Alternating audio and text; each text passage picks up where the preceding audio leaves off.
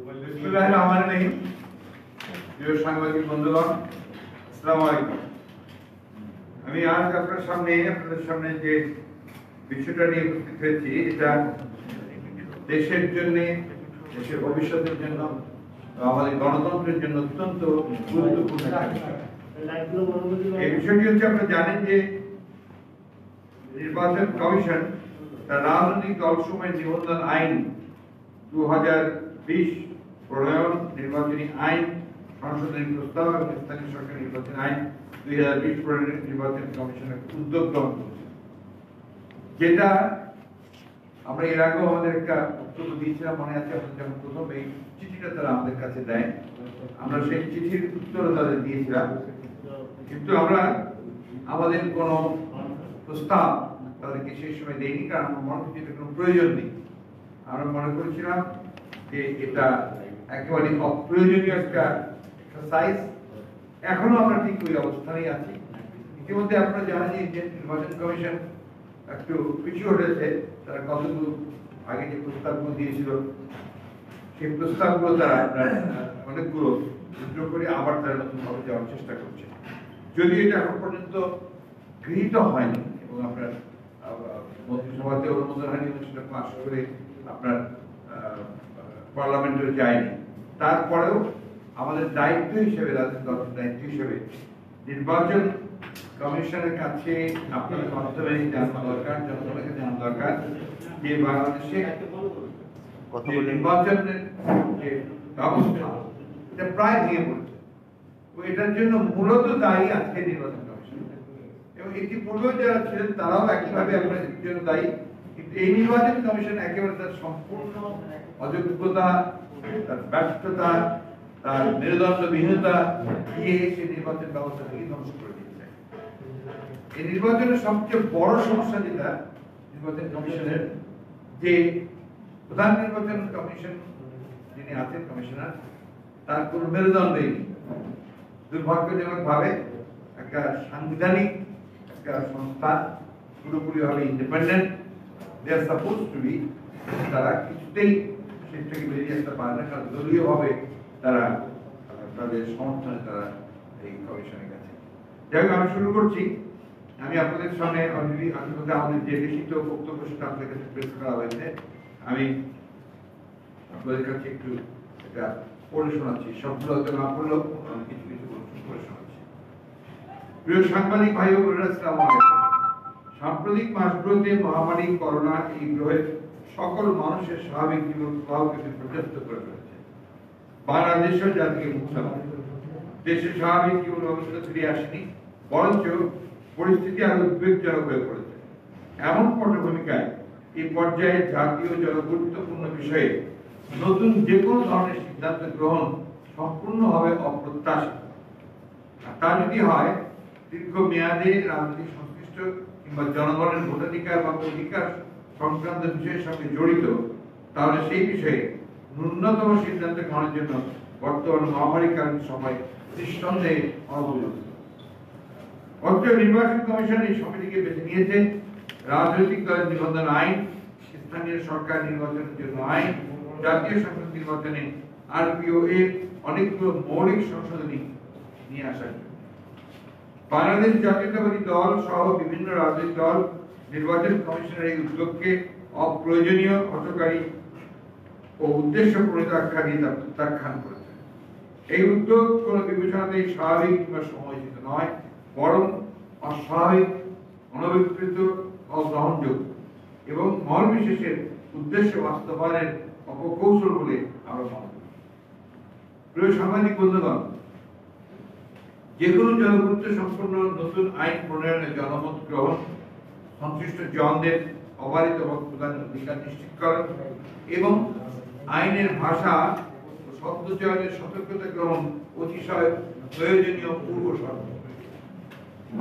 অথচ বিদ্যমান সময়ে এর কোনটাই সম্ভব নয় জানা সত্ত্বেও যে আইন পরিবর্তনের বা স্বতন্ত্র আইন প্রণয়নের জন্য কোন জন দাবি নেই, অর্থাৎ গণদাবি নেই বা জনদাবি নেই, এবং যা এখনই কারো আদৌ জরুরি নয়। একটি কাজ হাতে নেওয়ার জন্য কমিশন উদ্যোগ অসময়োচিত সামর্থ্যের প্রোফাইল সন্দেহজনক।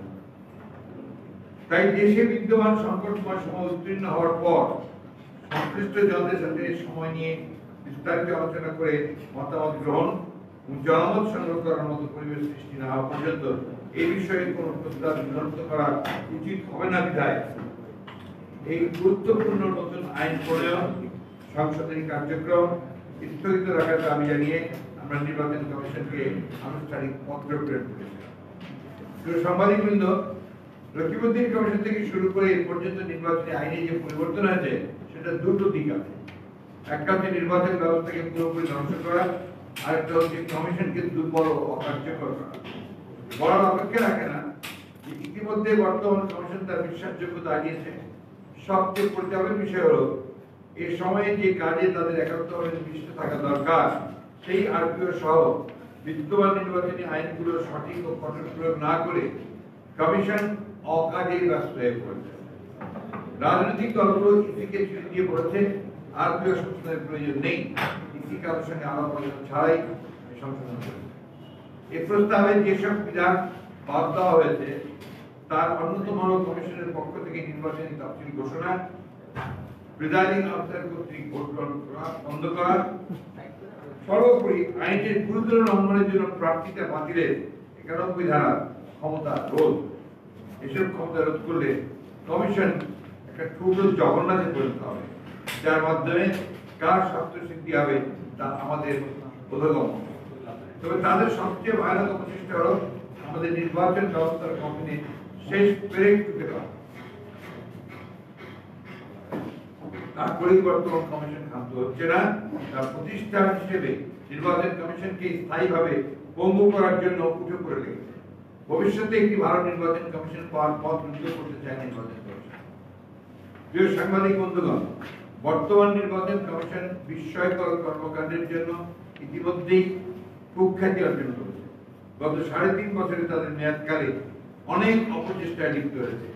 এর মাধ্যমে তাদের জনস্বার্থ বিরোধী মানসিকতাই প্রকাশ পায়নি, তাদের অসততা ও অযোগ্যতার বহিঃ প্রকাশ করেছে।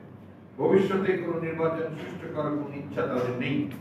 2014 সালে নির্বাচন করেছে রাজনৈতিক দলবিহীন নির্বাচন, 2018 সালে করেছে ভোটারবিহীন নৈশ নির্বাচন, আর প্রস্তাবিত আরপিওর আমলে মাধ্যমে আগামীতে করতে চান নির্বাচন কমিশন বিহীন গণসংহতি নির্বাচন। 2014 সালে এক অদ্ভুত নির্বাচন আয়োজন করেছিল রকিবউদ্দিন নেতৃত্বাধীন তখনকার নির্বাচন কমিশন। নজিরবিহীন এই কাণ্ড করার জন্য শতাধিক আসনে নির্বাচন কমিশন নিজেই একজন বাদে অন্য প্রার্থীদের অযোগ্য ঘোষণা করে দেয়। সেই নির্বাচনে সংখ্যাগরিষ্ঠ আসনে একাধিক প্রার্থী নাই ঘোষণা করে ভোট গ্রহণ ছাড়াই নির্বাচন সম্পন্ন করা। নির্বাচনের দিনের আগেই সরকারি দল নির্বাচন জিতেছে তা নিশ্চিত করা হয় এবং এই নির্বাচনে 154 জনকে বিনা প্রতিদ্বন্দ্বিতায় নির্বাচিত করা হয়। অর্থাৎ নির্বাচনের দিন ভোট প্রদান প্রক্রিয়া সম্পন্ন না হলেও সরকার গঠনে তাদের যেন কোনো সমস্যা না হয় আগেই নিশ্চিত করে নেওয়া হয়। মানুষ নির্বাচনটির নাম দিয়েছে প্রার্থীবিহীন নির্বাচন। প্রিয় সাংবাদিক বন্ধুগণ, 2018 সালে নির্বাচন কমিশন আরেক ধাপ এগিয়ে যায়। এবার আর প্রার্থী নয়, 300 আসনের নির্বাচন আয়োজিত প্রায় ভোটারবিহীন ভাবে। বিরোধী দলগুলোর প্রার্থীতা বাতিল, প্রার্থী কর্মী এজেন্ট গ্রেফতার বা এলাকা ছাড়া হওয়ার পরও এই নির্বাচনে ভোটারদের কষ্ট করতে দেয়নি কমিশন। নির্বাচনের আগে রাতে ভোট বাক্স ভরে ফেলার ব্যবস্থা করা হয় এবং প্রকৃত ভোটারদের ভোট কেন্দ্রে যেতে বাধা দেওয়ার ব্যবস্থা করা হয় বহু কেন্দ্রে। ভোটারবিহীন নির্বাচনে সৃষ্টি হয় ভোটের নতুন নতুন রেকর্ড। এমন নির্বাচন আয়োজন করে বুক খুলে নির্বাচন সুষ্ঠু হয়েছে বলে ঘোষণা দেয় নির্বাচন কমিশন। সারা বিশ্ব নির্বাচনকে প্রত্যাখ্যান করে।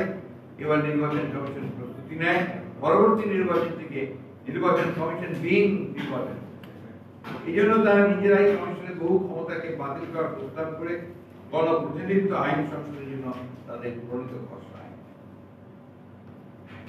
প্রিয় সাংবাদিক বন্ধুগণ, প্রার্থী এজেন্ট পর্যবেক্ষক ভোটার কারো নিরাপত্তা দিতে আগ্রহী নয় কমিশন।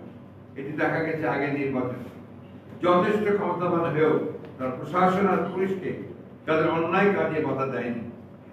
সরকারি দলের প্রার্থীদের বিরুদ্ধে হাজার অভিযোগের পরও তাদের প্রার্থিতা বাতিল বা মৃত্যু কোনো শাস্তির ব্যবস্থা নেই।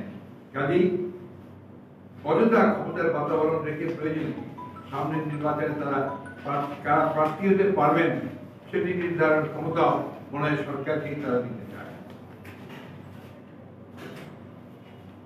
অপরদিকে নিজেদের ক্ষমতা বাড়ানো বা নিশ্চিত করার জন্য বিভিন্ন দেশের নির্বাচন কমিশনকে তৎপর দেখা যায়। প্রয়োজনে তারা আদালতের দ্বারস্থ হয়েছে। কোনদিন কোন কমিশন বা সরকারি প্রতিষ্ঠান নিজের ক্ষমতা কমানোর উদ্যোগ নিয়েছে এটি কোথাও হয়েছে বলে আমাদের জানা নেই।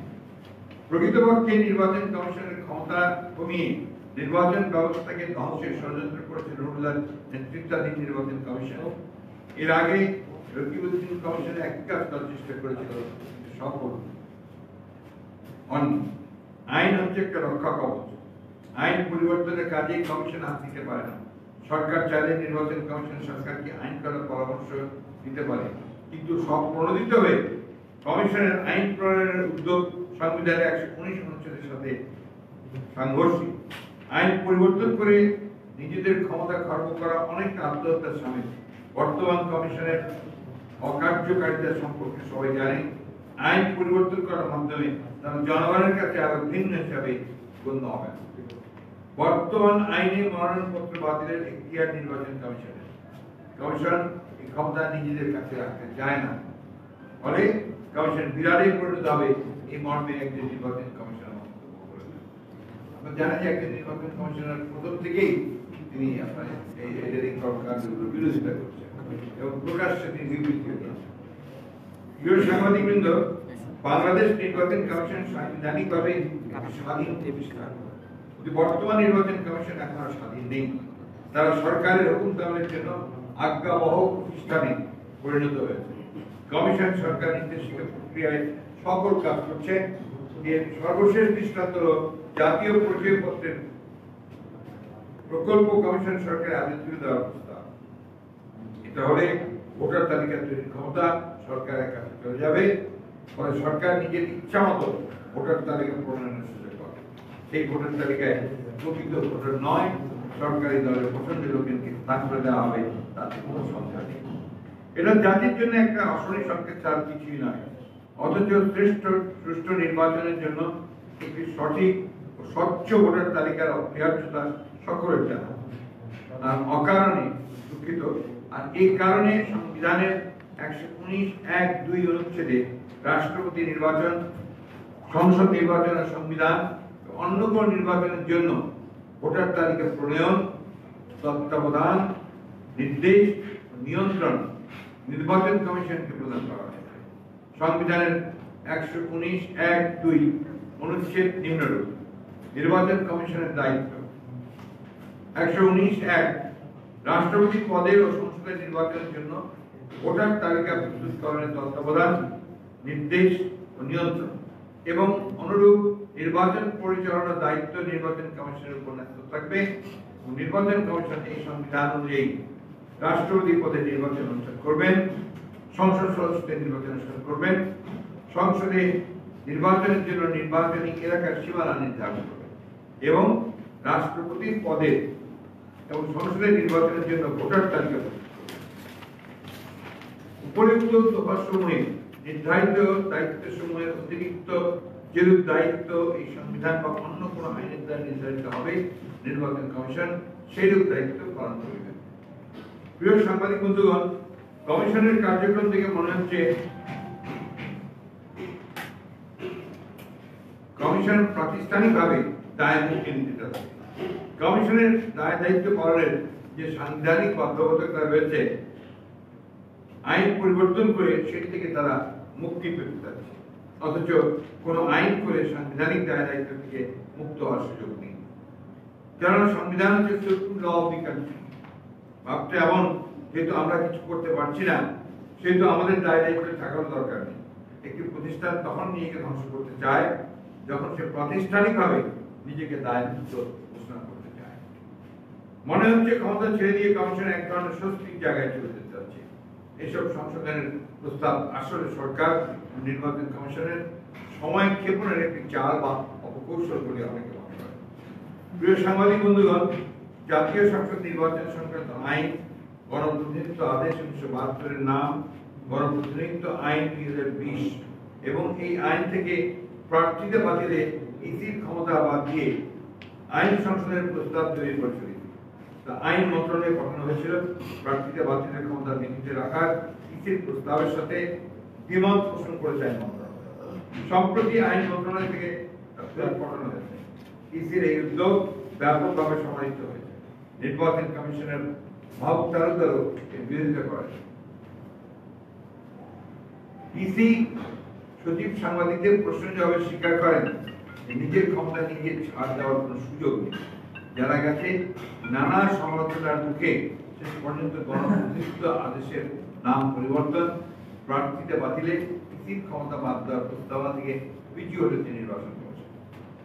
পাশাপাশি বিভিন্ন স্থানীয় সরকার প্রতিষ্ঠান ও পদের নাম বাংলায় রূপান্তরের উদ্যোগ থেকে পিছু হটেছে কমিশন। তবে বিষয়টি এখন স্পষ্ট নয়। কমিশনের সচিব দাবি করেছেন তারা ভুল করে বা বোঝাপড়ার মাধ্যমে প্রস্তাবগুলো করেছিলেন। যেভাবেই করা হোক না কেন এটি বিস্ময়কর, বিশেষ করে নির্বাচন কমিশনের ন্যায় একটি সাংবিধানিক কমিশনের জন্য। কিন্তু উদ্বেগ থেকেই যাচ্ছে, কারণ এই কমিশনের কোনো বিশ্বাসযোগ্যতা নেই। তারা কি কার সাজিতে যুক্ত তা নিয়ে সন্দেহ আছে। তাদের অতীত কর্মকাণ্ডে স্পষ্ট যে নির্বাচন কমিশন সরকারের নীল নকশা বাস্তবায়িত করে। ভেবে দেখুন, এই একটা জায়গা সে নিজেরা স্বীকার করেছে ভুল বসত কেন, তাদের তো আপনার নিজে থেকে একটা সাংবিধানিক কনস্টিটিউশন একটা আপনার দায়িত্ব তারা পালন করছে। সে জায়গায় তার সংবিধানকে লঙ্ঘন করে সম্পূর্ণ জনগণের বিরুদ্ধে একটা অবস্থা গ্রহণ করছে। উপস্থিত সাংবাদিকবৃন্দ, সম্প্রতি ইসির এক সভায় স্থানীয় সরকার প্রতিষ্ঠানগুলো নির্বাচন আইন 2020 এর খসড়া অনুমোদন দেওয়া হয়। সভায় নির্বাচন কমিশনার মাহবুব তালুকদার ছিলেন না। এই আইন নিয়ে এর আগের বৈঠকে আইন সংস্কারের প্রস্তাবের বিরোধিতা করে লিখিত বক্তব্য নোট অফ ডিসেন্ট দিয়েছিলেন। নির্বাচন কমিশন ইউনিয়ন পরিষদের নাম পরিবর্তন করে পল্লী পরিষদ, পৌরসভার নাম পরিবর্তন করে নগর সভা আর সিটি কর্পোরেশনের পরিবর্তে মহানগর সভা করার প্রস্তাব করে একটি খসড়া করেছিল। এই আইন পরিবর্তনের প্রস্তাব করার ইতিহাস ইসি নয়, এটি স্থানীয় সরকার মন্ত্রণালয়ের ইতিহাস। যা হোক, ইসি সাহেব বলেছেন যে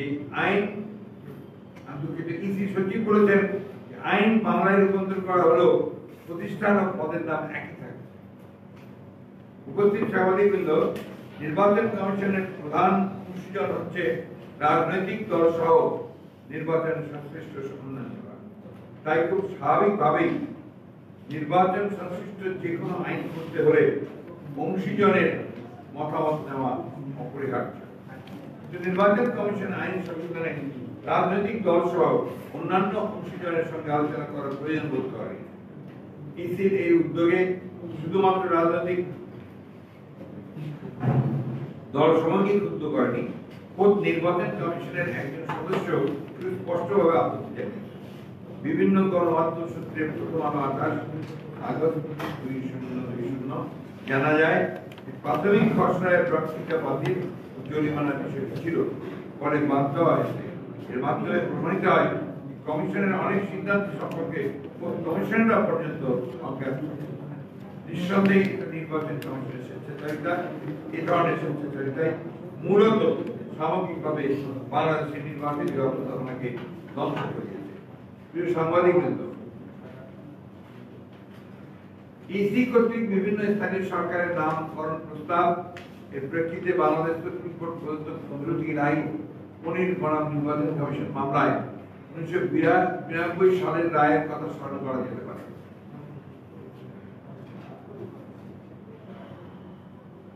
ওই রায়ে বলা হয় থানা এবং থানা পরিষদ এই শব্দ বদলে দিয়ে উপজেলা পরিষদ করা হয়। শব্দের প্রতিস্থাপন ছাড়া সব কাজ আগের মতোই অভিন্ন থাকে। বর্তমান ক্ষেত্রেও নাম বদলের ধারণার সঙ্গে মানুষের জন্য প্রশাসনিক সুযোগ সুবিধা সেবার মান বৃদ্ধির কোন সুযোগ বিষয় নেই। জনগণের ক্ষমতায়নের তো প্রশ্নই নেই। আসলে সরকার চায় মূল ইস্যু থেকে দৃষ্টি অন্যত্র সরানো। তাই নতুন একটা কিছু করা। আইয়ুব খানও বেসিক ডেমোক্রেটিক অর্ডার 1959-এর মাধ্যমে এমনটি করেছিল, যা অযোগ্য প্রমাণিত।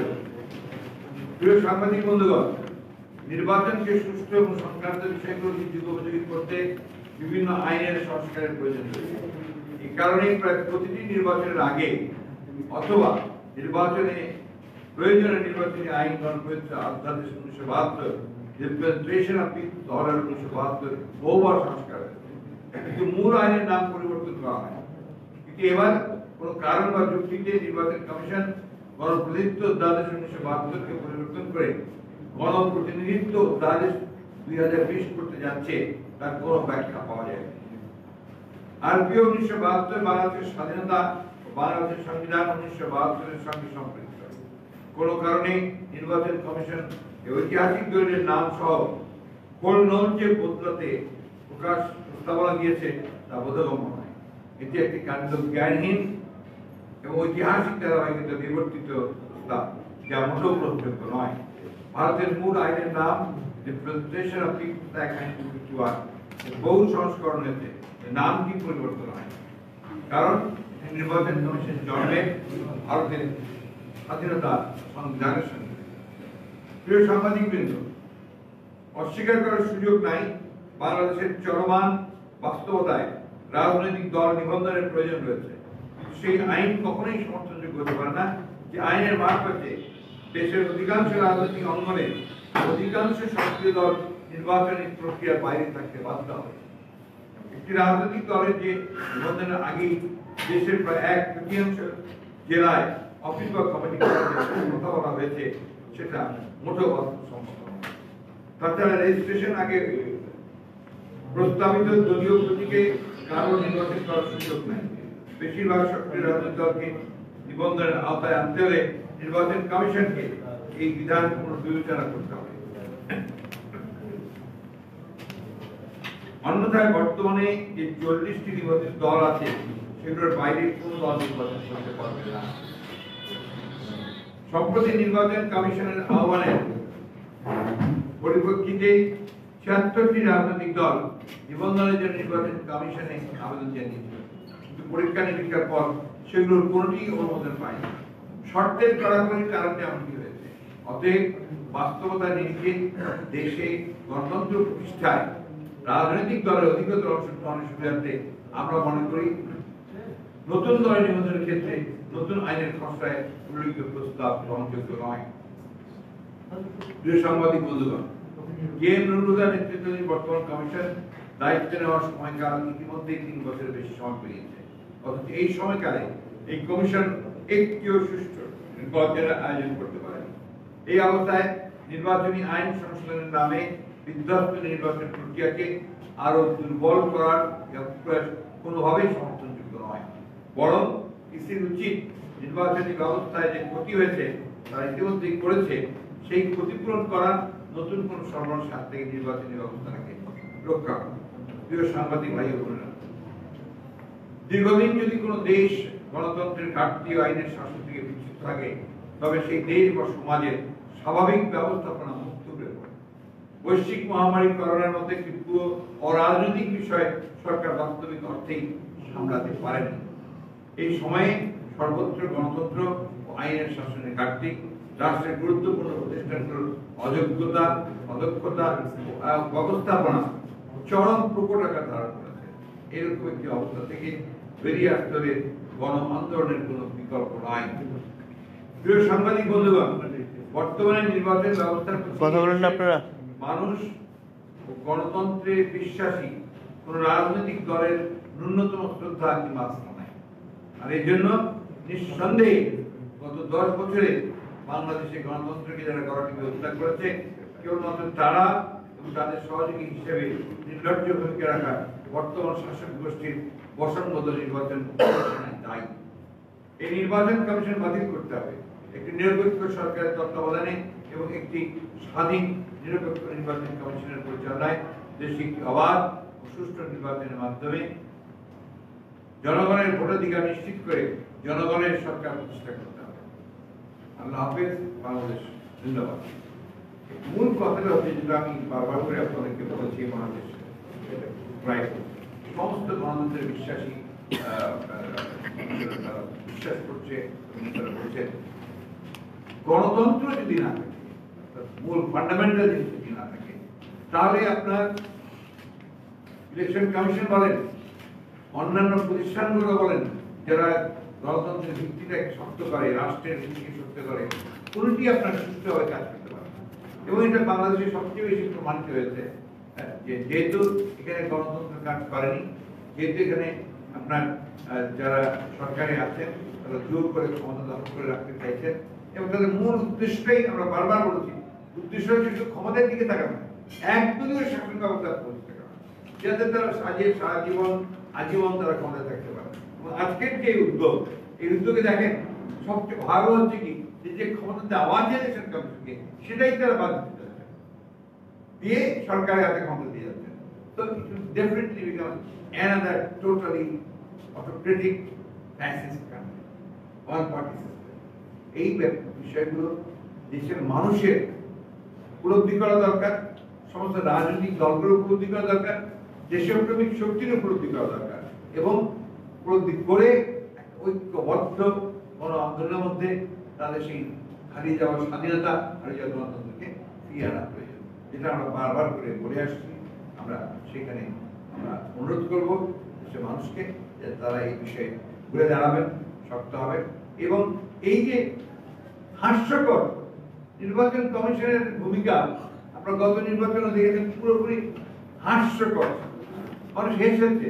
প্রধান নির্বাচন কমিশন যে সমস্ত কথাবার্তা ওই সময় বলেছেন, মনেই হয়নি যে তার এই দেশের রাষ্ট্রের একটা বড় দায়িত্ব তার উপর, তার উপরে যদি বক্তব্য আমরা দেখি, এটা কখনই একবারের জন্য মনে হয়। অত্যন্ত নিম্ন মানের লোকজনগুলোকে নিয়ে আসা হয় এখানে, যারা শুধু আপনার চাকরিটা করবে, হুকুম পালন করবে, পছন্দ ভূমিকা পালন করবে, তাই আপনার এই দেশটাকে আজকে এই ভয়াবহ অবস্থা থেকে চলে দিয়েছে। মাননীয় মহাসচিব, আপনি সুন্দর বক্তব্য রেখেছেন, ধন্যবাদ আপনাকে। বিষয়টি হচ্ছে, আপনারা আজকেও যে নির্বাচন কমিশন নিয়ে প্রশ্ন তুললেন, সেই নির্বাচন কমিশনের আন্ডারে একটা বড় নির্বাচন করেছেন, তারপর আজকে পর্যন্ত আমরা দেখছি যে আপনারা উপনির্বাচনও করছেন। সেক্ষেত্রে এই নির্বাচন কমিশনের কথা মানে তার বিতর্ক নিয়ে আপনারা বারবারই গণমাধ্যমে কথা বলছেন, কিন্তু আইনিভাবে আপনাদেরকে কোনো পদক্ষেপ নিতে আমরা দেখিনি একদিকে, অপরদিকে দেখছি নির্বাচনও আপনারা অংশগ্রহণ করছেন। এটা কি আপনাদের দ্বৈততা নয়? নয়, এই জন্য নয় যে আমরা প্রধানত আমরা গণতন্ত্রে বিশ্বাস এবং গণতান্ত্রিক উপায়ে আপনার ক্ষমতার পরিবর্তন হবে, সরকার পরিবর্তনের আমরা বিশ্বাস করি। এইটার কারণেই আমরা আপনার সব নির্বাচন part of our Democratic movement. আপনাকে তো পুরো অবস্থাটা বিশ্লেষণ করে কৌশলগুলোকে বের করতে হবে, যে কৌশলগুলোতে আপনি জনগণকে, কারণ অন্য সব রাস্তা বন্ধ হয়ে যাচ্ছে। আপনি যখন রাস্তায় দাঁড়িয়ে প্রতিবাদ করতে পারছেন না, আপনি যখন একটা ডেমনস্ট্রেশন করতে পারেন না, আপনাকে যখন নর্মাল কাজ করতে দেওয়া হয় না, তখন তো সেই সুযোগগুলো আপনাকে নিতে হবে, যে সুযোগগুলোতে আপনি কিছুটা হলেও জনগণের কাছে যেতে পারবেন, জনগণকে নিয়ে এগিয়ে আসতে পারবেন, কথাগুলো বলতে পারবেন। সেই কারণে কিন্তু আমাদের যতগুলো আপনি দেখেছেন আমাদের অ্যাকশন, এটা অনেক আলোচনা হয়েছে, সমালোচনা হয়েছে, অনেকে বিভিন্ন রকম কথা বলছেন, কিন্তু all our action were directed towards আপনার ডেমোক্রেসিকে ফিরিয়ে নিয়ে আসা, গণতন্ত্রকে ফিরিয়ে আনার ব্যাপার আমাদের এই আন্দোলনটা পুরোটা সেটাই। আপনি দেখবেন যে এখন পর্যন্ত গণতান্ত্রিক আন্দোলনগুলো সফল হওয়া এই আগে না, যেমন আমাদের সময় 90-90 সময় 69, তখন আপনার একটা আলাদা ধরনের বিষয়।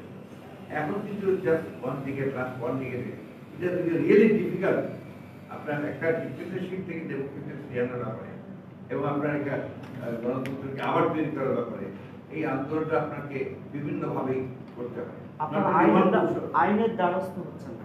আইনের দ্বারস্থ আপনি দেখেছেন, আমরা বারবার কথা বলছি, আইনের দ্বারস্থ তখনই হওয়া যাবে যখন আইন থাকবে দেশে, যখন বিচার পাওয়া যাবে দেশে। আমি কি বিচার পাচ্ছি বিচারালয়গুলোতে? আমার জুডিশিয়ারিকে আমাকে সেই বিচার দিচ্ছে? আপনি দেখবেন অনেকগুলো ইস্যু আমরা কোর্টে গিয়ে চুপ করে আছি, কারণ আমরা জানি যে ওটা রেজাল্ট কি আছে। বললাম তো আপনাকে যে আমরা 12 পরিকল্পিতা হোল সিস্টেম গণতন্ত্রের মানুষের অধিকারের আর কোনো রাস্তা নাই এখানে। জি ভাই, আপনি বলছেন। মানে আমার প্রশ্ন হচ্ছে যে আপনারা নির্বাচন কমিশনের কথা বলছেন, নির্বাচনী ব্যবস্থার কথা বলছেন, কিন্তু স্পষ্ট মানুষের কাছে তারপর আমরা বাই ইলেকশনে যাচ্ছেন, সেটা কি শুধুমাত্র অংশগ্রহণ করার জন্য যাচ্ছেন নাকি জেতার জন্য যাচ্ছেন? আমরা আপনাকে আগেও বলছি, উত্তর দিয়েছি, আমরা গণতান্ত্রিক আন্দোলনের একটা অংশ হিসেবে যাচ্ছি। আমাদের মধ্যে কি আমাদের যে বাংলাদেশের যে সমস্যা রয়েছে, আমাদের যে ডেমোক্রেটিক কালচারটা বা পলিটিক্যাল যে কালচারটা গড়ে উঠছে, এই কালচারটা আপনি কখনোই গণতন্ত্রের সঙ্গে একরকম নয়। কারণ কি, যে দীর্ঘকাল ধরে আমরা আপনার মিলিটারি রেজিম, মিলিটারি কু, পাকিস্তান আমল থেকে এদের অধীনে থেকে এখানে যে মানুষের মন মানসিকতা যেটা তৈরি হয়, সেটাই আপনার ডেমোক্রেটিক তৈরি। That is not Democratic. আমি যখন চিন্তা করি, আমার চিন্তাটার মধ্যে আপনার বিভিন্ন রকম অগণতান্ত্রিক চিন্তা আমরা আসি।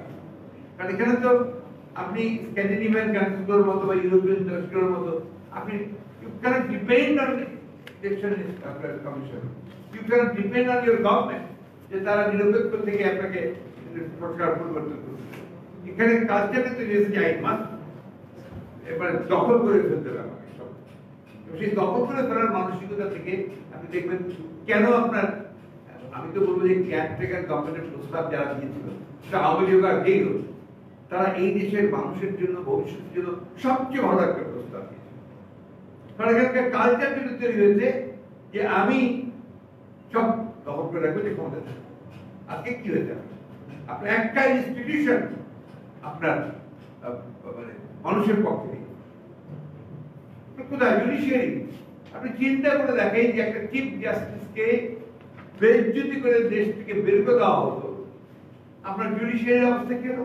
যে সাপোর্টেড দ্য গভর্নমেন্ট যে অ্যাকশন সেটা সমস্যা। আপনি চিন্তা করে দেখেন যে যাদেরকে প্রমোশন দেওয়া হচ্ছে বা যাদেরকে পদায়ন করা হচ্ছে তারা কারা? আপনি আর ভাবেন ব্যুরোক্রেসি। মনে হচ্ছে যে প্রতিযোগিতা চলছে আপনার সেক্রেটারিদের মধ্যে, কে কত বেশি সরকারের আপনার বসবাস থাকবে, চাকরিবাড়িতে করবে, সাইকোফেন্সি করবে। আমরা খুব বিস্মিত হয়েছি। আমি এই কথাটা জানি না কে কিভাবে নেবে। আমরা যখন দেখছি যে আইজি আর আর্মি চিফ তারা একসাথে বসে যখন আপনার প্রেস কনফারেন্স করলেন, ইট ওয়াজ এ সারপ্রাইজ ফর আস। কারণ নরমালি এই ধরনের বিষয়গুলোতে আইজির আসার কথা, আর্মি চিফের আসার কথা। আইজি বলতে পারেন তার কথা, কিন্তু আর্মি চিফ সহজে এই সুযোগ আমরা দেখিনি, অতীতে দেখিনি। এবং ওখানে যে দৃশ্য আমরা দেখলাম, সেই দৃশ্যটা কি ছিল? Body language of both the official, top official, তাদের বডি ল্যাঙ্গুয়েজ কিন্তু ছিল না। এটা আমরা এই দেশের মানুষ কেউ এটা আশা করে। আপনি দেখেন ভারতের যুক্তরাষ্ট্রের chief of staff, general staff, তিনি ট্রাম্পের সঙ্গে ওই চার্চে যাওয়া পর্যন্ত যে আন্দোলন চলছিল, যখন আমরা চার্চে যাওয়ার সবাই ছিলেন, তিনি হেঁটে আপনার হোয়াইট হাউস থেকে হেঁটে চার্চে গিয়েছিলেন। এটা নিয়ে প্রচন্ড সমালোচনা হওয়ার পরে উনি একটি স্টেটমেন্ট দিলেন, যুগান্তকারী ছিলেন। বলছে যে আমেরিকান আর্মিকে ভুল বোঝার কোনো অবকাশ নেই। আমেরিকান আর্মি কোন ব্যক্তি বা কোন দলের কখনো এলিজেন্স শো করে না।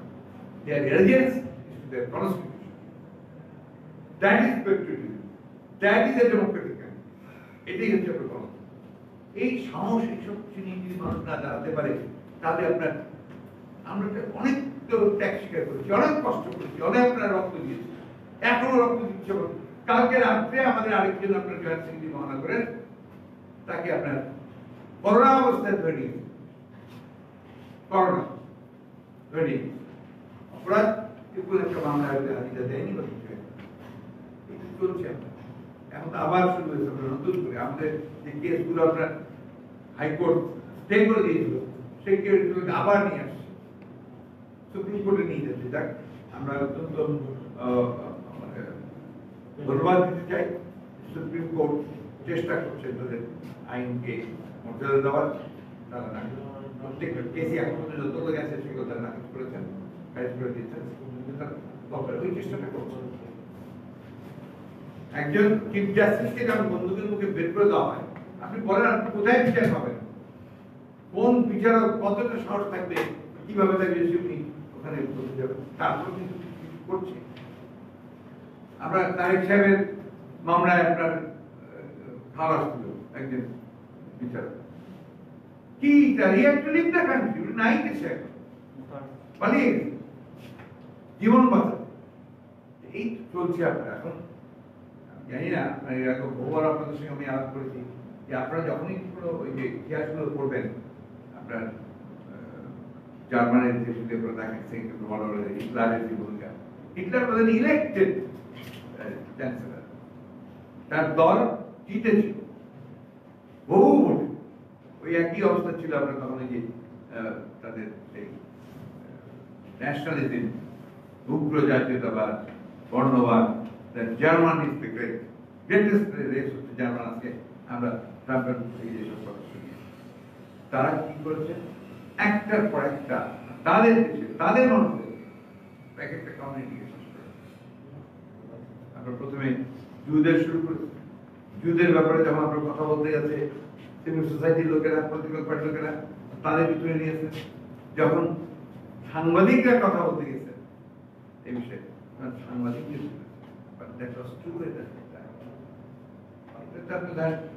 আমি জানি না, আমি তো বলি যে গোটা বৈশ্বিক সমস্যা। Same thing is happening in India. That is happening in India. That is happening in Pakistan. That is happening in Middle East. আজকে আপনি সৌদি আরব বলেন, কাতার বলেন, সবচেয়ে বেশি বা বেশি ইজিপ্টে কি হচ্ছে, ইলেক্টেড গভর্নমেন্ট তাদেরকে আপনার কথা বলছি, গল্প করি সারাক্ষণ আমি কথা বলছি, আমি কোনো সম্মেলন করছি না, কথা বলছি। ওনাদেরও কাজ আছে, আপনারও কাজ আছে। আমি মনে করি যে এই জিনিসগুলো আমাদের আলোচনা করা উচিত, কথা বলা উচিত। দেখেন না, আমাদের সবকিছু ভালো হয়ে গেছে, আমাদের সাংবাদিক ইউনিয়ন ভালো হয়ে গেছে, আপনার ব্যবসায়ীদের প্রতিষ্ঠানগুলো ভালো হয়ে গেছে, লয়াররা ভালো হয়ে গেছে, সবখানে এখন কি হয়, আমাদের ন্যায় নেবে, আমাদের ন্যায় নেবে, আমাদের ন্যায় নেবে। বাংলাদেশ মানুষের জন্য কথা কি বলে। ঠিক আছে ভাইয়া, থ্যাংক ইউ। আমরাও শান্তি পাই আপনাদের কাছে, কি পারবেন না পারবেন